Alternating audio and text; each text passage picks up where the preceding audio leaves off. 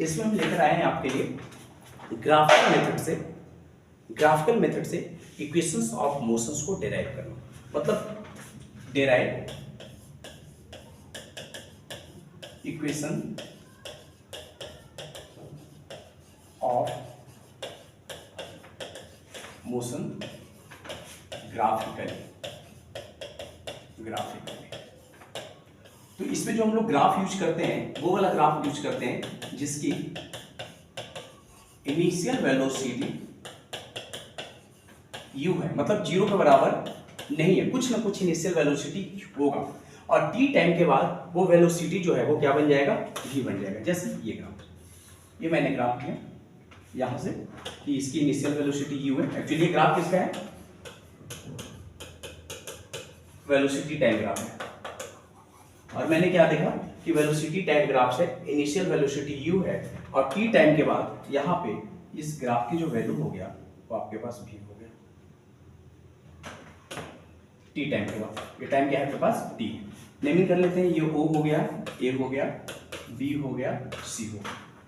मतलब late graphical representations करते हैं, तीन तरह के इक्वेशंस ऑफ मोशंस अपने को प्रूव करना है। v equal to u plus at, दूसरा जो है a equal to ut plus half at square, और तीसरा जो प्रूव करना है वो v square minus u square equal to 2s। तो देखिए कि कोई बॉडी है जिसकी इनिशियल वेलोसिटी u है और t टाइम के बाद वेलोसिटी क्या हो गया उसका v हो गया। This one is the v velocity, यहाँ से लेकर के यहाँ पे इस जगह पे v वेलोसिटी हो गया। तो थोड़ा सा इसमें हम लोग कर लेते हैं कंस्ट्रक्शंस क्या, तो मान लीजिए कि मैंने ये कंस्ट्रक्शंस कर लिया, तो गौर से देखिए आपको समझ में आ जाएगा कि ये आपका u है तो ये भी क्या हो जाएगा आपका u होगा, और इसका नाम ले लेते हैं d। तो u ये हो गया, टोटल अपने पास v हो गया, तो ये डाटा क्या हो जाएगा v माइनस u हो जाएगा। अब बताइए वेलोसिटी और टाइम ग्राफ का जो स्लोप है अपने को क्या देता है, एक्सेलरेशंस देता है। तो एक्सेलरेशंस मतलब यहाँ पे स्लोप क्रिएट हुआ है। तो स्लोप का फार्मूला क्या होता है, मैंने स्लोप क्या होता है, चेंज इन वाई डायरेक्शन, मतलब हम लोग लिखेंगे y directions upon x directions. तो देखिए स्लोप को क्या से रिप्रेजेंट करते हैं, यहाँ पे ए से रिप्रेजेंट करते हैं। और वाई डायरेक्शंस क्या है अपने पास, वाई डायरेक्शंस देखें ये आपके पास वाई डायरेक्शंस है। तो वाई डायरेक्शंस क्या है, बी डी, यानी बी डी अपॉन ये क्या है आपके पास ए डी। तो ये हो गया ए, बी डी की वैल्यू क्या है v माइनस यू, और ए डी की वैल्यू क्या है t। तो यहाँ से जब हम लोग सॉल्व करेंगे तो v बराबर क्या निकल जाएगा, u प्लस ए डी। और ये था आपके पास इक्वेशन नंबर फर्स्ट। देखिए इक्वेशन नंबर फर्स्ट, चलते हैं इक्वेशन नंबर 2 के पास। इक्वेशन नंबर 2 जब हम लोग प्रूव करने की कोशिश करेंगे तो इस डाटा को थोड़ा सा मैं यहाँ से मिटा लेता हूँ। दूसरा हम इसको जब कवर करते हैं तो ये था आपके पास ये वाला प्रोपोर्शनल सा, ये था आपके पास यहाँ से लेकर यहाँ तक v था, ये आपका u हो गया, और ये हो गया था v माइनस u, और ये था आपका d। तो चलते हैं सेकंड वाला इक्वेशंस को जब हम लोग प्रूव करेंगे तो हम लोग निकालेंगे एरिया। क्या निकालेंगे, एरिया। और गौर से देखेंगे कि जो एरिया है ओ ए बी सी ओ का वो एरिया है, एरिया ऑफ ट्रायंगल का नाम है A B D plus a rectangle का नाम है area of rectangle O A D C. देखिए एरिया निकालने किसके लिए निकाल रहे थे हम लोग, डिस्प्लेसमेंट निकालने के लिए। तो एरिया के लिए हमने लिख दिया एस। एरिया ऑफ ट्रायंगल क्या होगा, 1/2 into base into height, plus area of rectangle क्या होगा, लेंथ इंटू ब्रेथ। तो एस बराबर क्या बन जाएगा 1/2। व्हाट इज द बेस, देखिए ये आपका टी है तो ये भी क्या हो जाएगा आपके पास टी, तो T. What is the height, this one is the height. What is the height, v minus U into नहीं plus length into breadth. Length कितना है टी और ब्रेथ कितना है। यहां से अपने को प्रूव करके लाना है s equal to u t plus half a t square. और डाटा में आप गौर से देखें तो अपने को आइडिया लग जाएगा कि यहाँ पे v माइनस यू दिया हुआ है, तो इस डाटा को हम लोग यहाँ से एलिमिनेट कर सकते हैं। कैसे कर सकते हैं, जरा गौर से देखें। टी तो लिखा, अभी हमने प्रूफ किया था कि v equal to u plus a t, तो क्या हम लोग v minus u equal to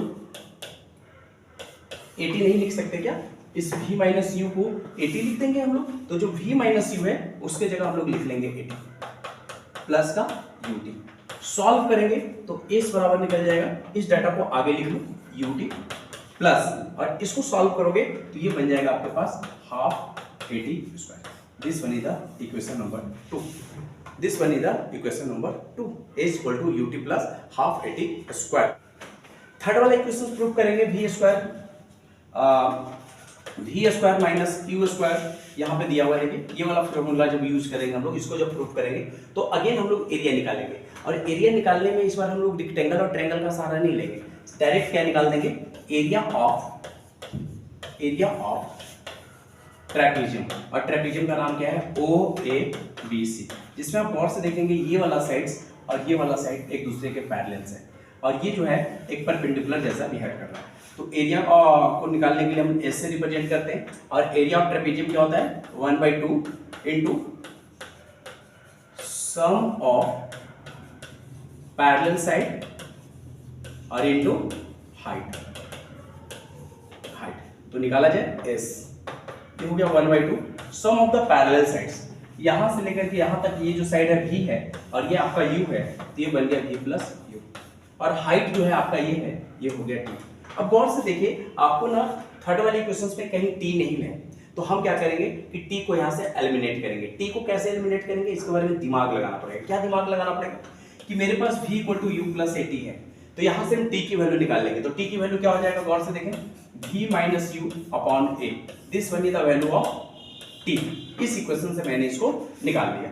देखिए v था, u इधर आएगा तो माइनस में हो जाएगा, और ये नीचे आएगा तो डिवाइड हो जाएगा। तो t की जगह हम लोग लिख लेंगे s equal to 1/2 v plus u, और t की जगह क्या लिखा जाएगा v माइनस यू अपॉन का a।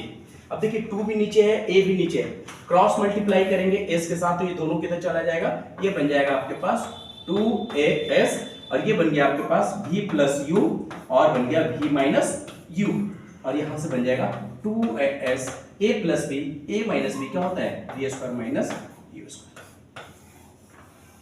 तो ये था आपके पास थर्ड इक्वेशंस ऑफ मोशंस। तो मोशंस चैप्टर के जितने भी मेन जो थिंग्स थे मैंने आपको बता दिए हैं। 3 वीडियो अभी तक मैंने बना दिया, एक वीडियो में हम और आपको बना करके देंगे कि वेलोसिटी कैसे चेंज करते हैं।